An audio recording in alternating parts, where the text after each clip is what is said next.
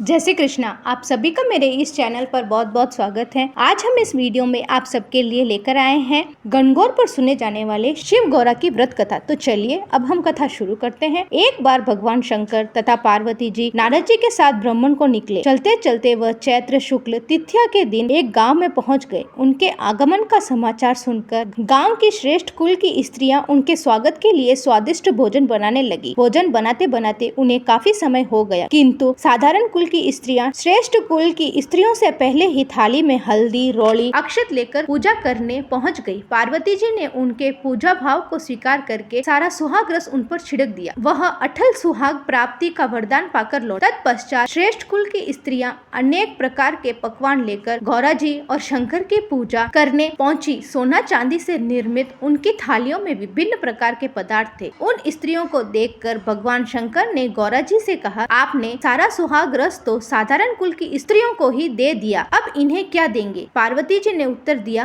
प्राणनाथ, आप इसकी चिंता न करें। उन स्त्रियों को तो मैंने केवल ऊपरी पदार्थ से बना रस दिया है, इसलिए उनका रस धोती सा रहेगा, परंतु मैं इन उच्च कुल की स्त्रियों को अपनी अंगुली चीरकर अपने रक्त का सुहाग रस दूंगी। यह सुहाग रस जिसके भाग्य में पड़ेगा वह तन मन मुझ जैसे सौभाग्यवती होगी। जब स्त्रियों ने पूजन समाप्त कर दिया, तब पार्वती जी अपनी अंगुली चीरकर उन पर सुहाग रस छिड़क दिया। जिस पर जैसे छींटे पड़े उसने वैसा ही सुहाग पा लिया। तत्पश्चात भगवान शिव की आज्ञा से पार्वती जी ने नदी तट पर स्नान किया और बालू के शिव पार्वती बनाकर पूजा करने लगी। पूजा के बाद बालू के पकवान बनाकर शिव जी को भोग लगाया। प्रदक्षिणा करके नदी तट की मिट्टी से माथे पर तिलक लगाकर 2 कण भालू का भोग लगाया। इतना सब करते करते पार्वती जी को काफी समय लग गया। काफी देर बाद जब वह लौट कर आई तो शंकर जी ने उनसे देरी से आने का कारण पूछा। उत्तर में पार्वती जी ने झूठ ही कह दिया कि वहाँ मेरे भैया और भाभी आदि मायके वाले मिल गए थे, उन्हीं से बात करने में देरी हो गई। परंतु महादेव तो महादेव ही थे, वह शायद कुछ और ही लीला रचना चाहते थे। अर्थात उन्होंने पूछा, पार्वती जी, आपने नदी के तट पर पूजन करके किस चीज का भोग लगाया और स्वयं कौन सा प्रसाद खाया था? स्वामी,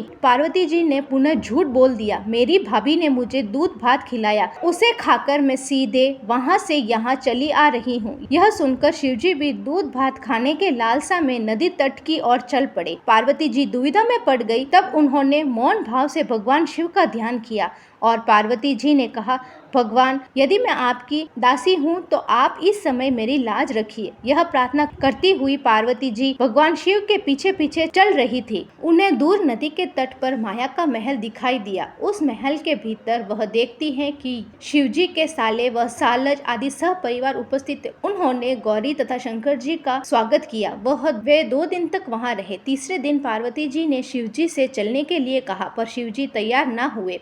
वह अभी और रुकना चाहते थे तथा पार्वती जी रूठ कर अकेले ही चल दी। ऐसी हालत में भगवान शिव जी को उनके साथ चलना पड़ा। नारद जी भी साथ साथ चल दिए। चलते चलते वह बहुत दूर निकल आए। अचानक भगवान शंकर पार्वती जी से बोले, मैं तुम्हारे मायके में अपनी माला भूल आया हूँ, ठीक है मैं ले आती हूँ। पार्वती जी ने कहा और जाने को तत्पर हो गई, परंतु भगवान ने उन्हें जाने की आज्ञा ना दी और इस कार्य के लिए नारद जी को भेज दिया। परंतु वहाँ पहुँचने पर नारद जी को कोई महल नजर नहीं आया। वहाँ तो दूर दूर तक जंगल ही जंगल था, जिसमें हिंसक पशु विचर रहे थे। नारद जी वहाँ भटकने लगे और सोचने लगे, कहीं वह किसी गलत स्थान पर तो नहीं आ गए। मगर सहज ही बिजली चमकी और नारद जी को शिवजी की माला एक पेड़ पर टंगी हुई दिखाई दी। नारद जी ने माला उतार ली और शिवजी के पास पहुंचकर वहां का हाल बताया। शिवजी ने हंसकर कहा, नारद, यह सब पार्वती की ही लीला है। इस पर पार्वती जी बोली, मैं किस योग्य हूँ? तब नारद जी ने सिर झुकाकर कहा, माता, आप पतिव्रताओं में सर्वश्रेष्ठ हैं। आप सौभाग्यवती समाज में आदि शक्ति हैं। यह सब आपके पतिव्रत का ही प्रभाव है। संसार की स्त्रियां आपके नाम स्मरण मात्र से ही अटल सौभाग्य प्राप्त कर सकती हैं और समस्त सिद्धियों को बना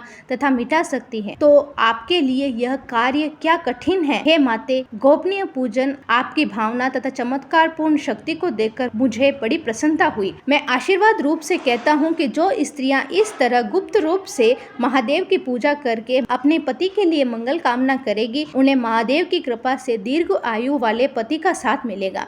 उनका सुहाग अटल होगा, क्योंकि माता गौरी अटल सुहाग देने वाली हैं। हे शिव शंकर भोलेनाथ, हे गौरा माता, आपकी यह कहानी जो भी पढ़े सुने व होकारा भरे, उन सभी का सुहाग अटल रखना। जय माँ गौरी। तो दोस्तों, यह थी गणगौर की पौराणिक व्रत कथा। उम्मीद करती हूँ कि आपको यह कथा पसंद आई होगी।